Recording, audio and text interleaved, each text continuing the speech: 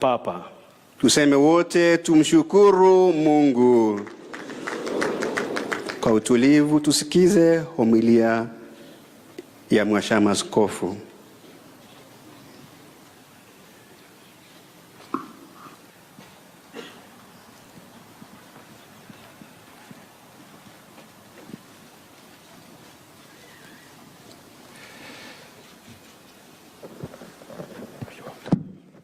The papal bull, as it was read this morning, as you understood, is written in Latin, and it comes from Rome.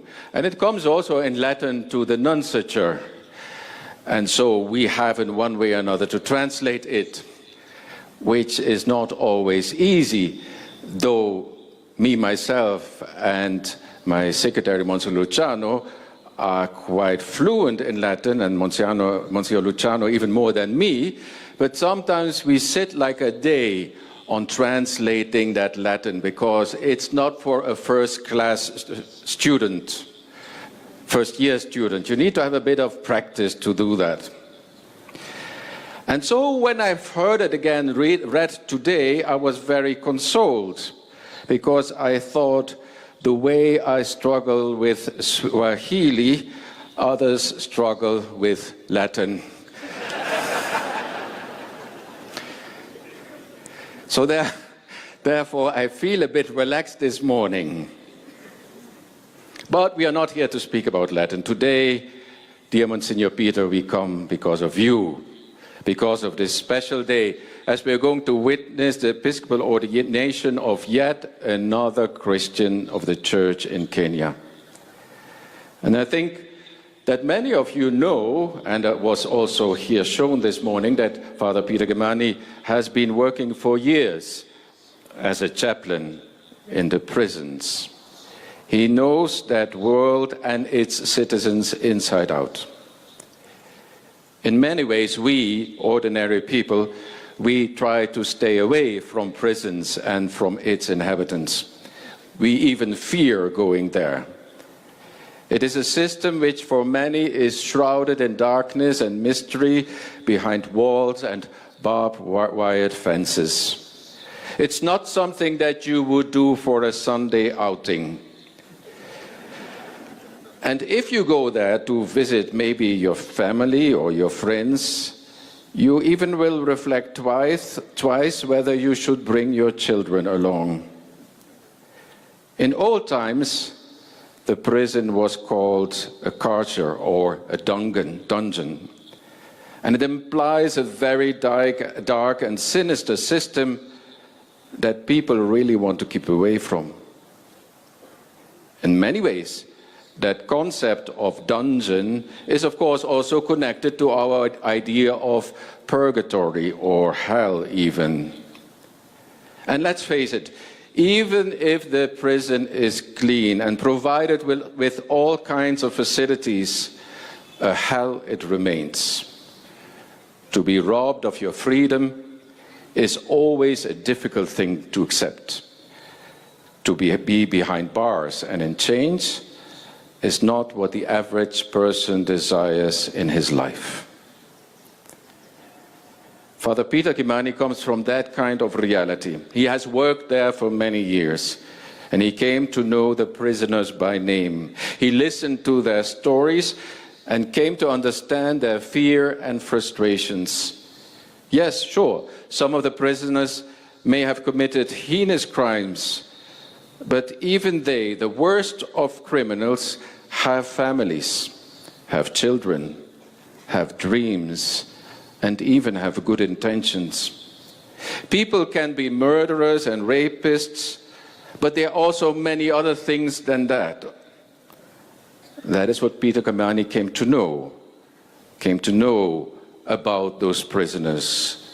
He came to know those human stories about their pain and their suffering in the prison system. Peter worked so long in the prisons that his friends started to call him the prisoner, because it seemed he would never get out of there again. A lifelong sentence it was, so it seemed. The life of Peter Kimani, reminds me in a way of the life of St. Paul the Apostle. Actually, frankly speaking, I was a bit surprised that in the choice of the readings of today, that aspect was not highlighted. Paul calls himself a prisoner of Christ, and he speaks more than once of him being in chains for Christ. Peter Kimani, in many ways, is like St. Paul of Tarsus. Paul, you may not know it or you never realize it, Paul was imprisoned a lot. Clement of Rome, one of our saints, claims that Paul was 7 times behind bars. Paul himself says about himself that he suffered far more imprisonments than any of his rival apostles. And we, as Christians, as church, we have imagined many reasons why Paul was in prison. Because he was a philosopher. Maybe Paul was a political prisoner. Or Paul was just wrongfully accused.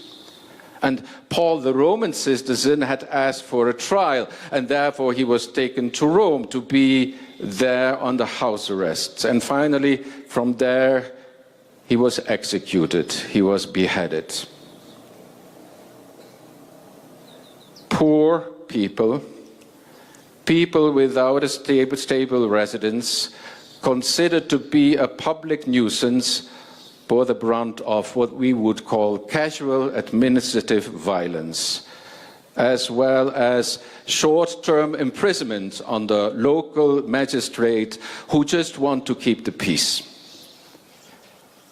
We must accept that Paul inhabited, as it sometimes is called, Paul inhabited a whippable body, one that could be hit or be locked away by the local authorities without too much of noise, with impunity.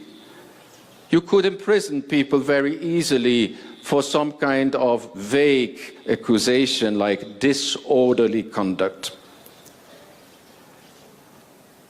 Paul's treatment was the same for many in ancient Rome, especially if you were poor, homeless, or of an ethnic group that marked him as a part of an occupied people.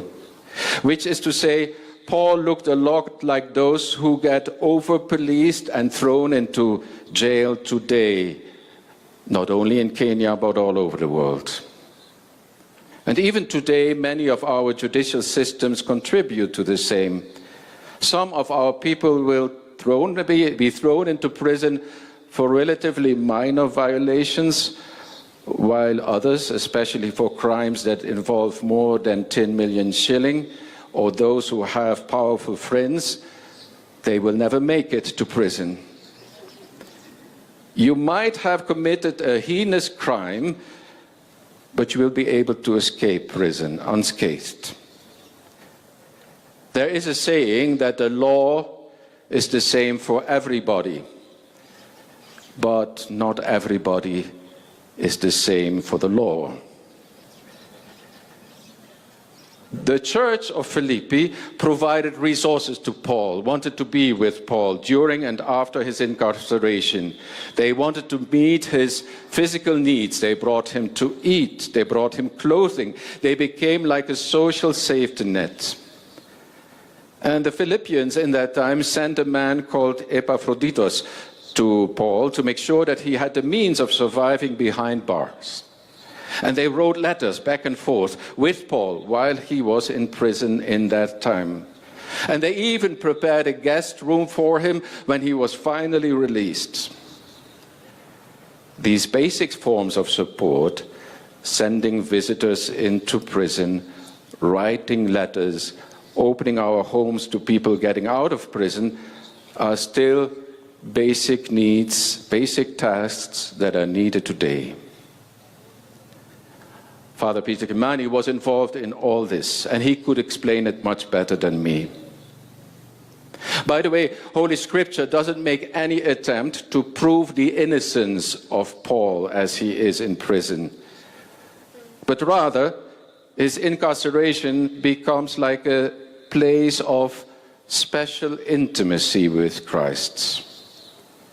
Paul himself never exhibits any evidence that he is being pressured to explain about why he had to go to prison. He himself says, I do not feel any need to defend myself, to elaborate on my innocence, or make a case for his own exemplarity. Paul ended up a number of times in prison. We would call him nowadays a repeat offender.